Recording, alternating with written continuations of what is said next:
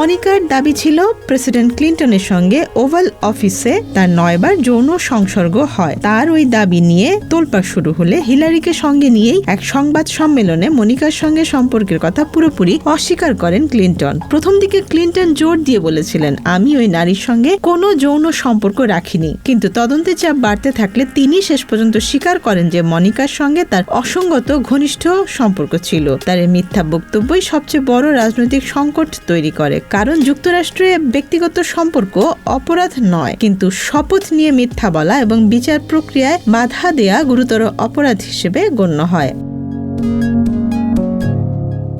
এই ঘটনার পরিণতি ছিল ভয়াবহ। 1998 সালে মার্কিন কংগ্রেসের প্রতিনিধি পরিষদ ক্লিন্টনকে অভিশংসন করে। অভিযোগ ছিল শপথভঙ্গ এবং বিচার কার্যে বাধা দেয়া। তবে সিনেটে প্রয়োজনীয় সংখ্যাগরিষ্ঠতা না পাওয়ায় তিনি শেষ পর্যন্ত ক্ষমতায় টিকে যান এবং 2001 সাল পর্যন্ত প্রেসিডেন্ট হিসেবে দায়িত্ব পালন করেন। তবু এই কেলেঙ্কারি তার রাজনৈতিক ভাবমূর্তিতে গভীর দাগ ফেলে এবং যুক্তরাষ্ট্রের রাজনীতিতে তীব্র বিভাজন সৃষ্টি করে।